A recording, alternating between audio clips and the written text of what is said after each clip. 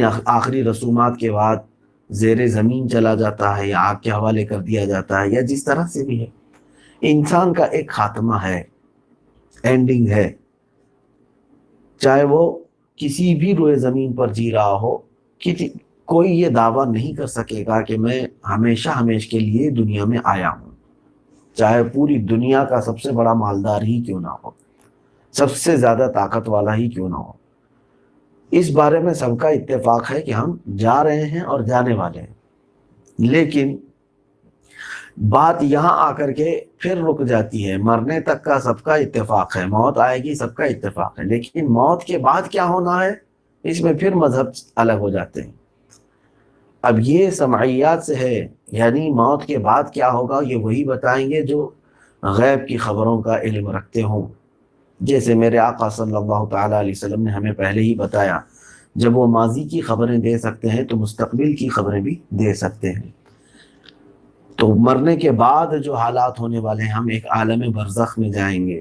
عالم برزخ کیا ہے؟ قیامت اور ہماری موت کے درمیان کا جو زمانہ ہے اس کو عالم برزخ کہتے ہیں. جن دنوں میں ہم قبرستان میں ہوں گے، ہماری روحیں جن جگہوں پر رکھی جائیں گی. ہمارا جسم تو ہو سکتا ہے زمین میں جانے کے بعد زمین اس کو کھا جائے اور جسے اللہ چاہے محفوظ رکھے، لیکن وہ زمین تقریباً سب کے جسموں کو کھا جاتی ہے، اور سوائے انبیاء کرام علیہ الصلوۃ والتسلیم کے اور ان لوگوں کے جن کو اللہ تعالیٰ نے محفوظ رکھا ہے.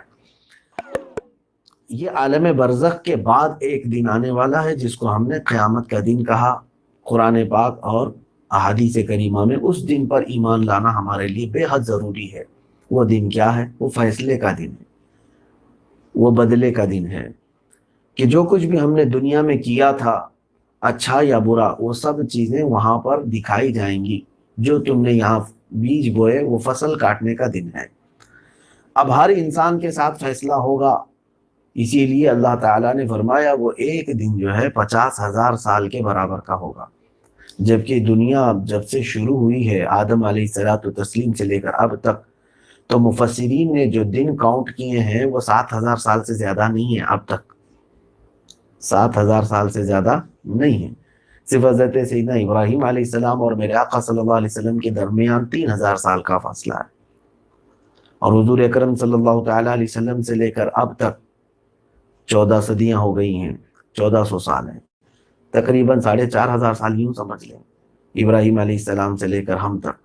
ابراہیم علیہ السلام سے لے کر آدم علیہ السلام تک کے جو ایام ہیں، میرے یعنی مفسرین اکرام کی جو آراء ہیں، ان کی باتیں ہیں، ان اعتبار سے 7,000 سال کو نہیں پہنچی. واللہ اعلم بالصواب، اللہ بہتر جانتا ہے. تو میں یہ محسوس کرتا ہوں کہ دنیا میں موجود لوگ 7,000 سال ہو یا اس سے تھوڑا کم زیادہ، اتنے دن یہاں پر پورے رہ چکے، اور ان کے فیصلے کے لیے جو دن رکھا گیا ہے وہ اس سے کئی گنا زیادہ ہے، یعنی 50,000 سال کے برابر کا. تو ہر ایک کا جب تک حساب کتاب نہیں ہوگا تو اسے وہاں رکنا ہے. یوں سمجھ لے کہ آدم علیہ السلام کے زمانے کا کوئی شخص اگر قیامت کے دن کھڑا ہے تو وہ اس دنیا میں جب تک یہ دن چل رہے ہیں، ختم ہونے تک کا جتنا وقت ہے، ہو سکتا ہے اس کو اتنے دن تک بھی قیامت کے میدان میں کھڑا رہنا پڑے. جب سے دنیا قائم ہوئی، جب سے دنیا ختم ہوئی، یہ پورے وقت تک بھی ہو سکتا ہے اسے کھڑا ہونا پڑے. اس میں کتنے سال لگ جائیں. عزیزان گرامی، قیامت کے دن ہوگا کیا؟ پھر یہی ہوگا کہ ہم سب سے کہا جائے گا کہ تو نے اپنے جوانی میں کیا کیا کیا ہے وہ سارے حساب دے دے. اللہ تعالیٰ نے ایک نظام بنایا ہے جو حدیثوں سے ثابت ہے. وہاں پر جو ملائکہ ہمارے ساتھ یہاں مقرر کیے گئے تھے ہمارے نامہ اعمال لکھنے کے لیے، کیونکہ قرآن میں ہے تمہارے ساتھ 2 فرشتے مقرر ہیں، یعلمون ما تفعلون، جو کچھ بھی تم کرتے ہو وہ سب جانتے ہیں اور لکھتے ہیں، کرامن کاتبین. اور وہ دفتر کے دفتر لے کر کے آئیں گے تمہارے پاس اور کہیں گے کہ یہ سب اللہ کے حضور سناؤ. کیا رب تعالیٰ نہیں جانتا؟ جانتا ہے، لیکن تم سے کہلوا کر پورے محشر میں گواہ بنانا چاہتا ہے. محشر گواہ بن جائیں گے تمہاری تمام باتوں کی. اس دن پھر کوئی یہ نہیں کہے گا کہ کسی پر زیادتی ہوئی یا کسی پر ظلم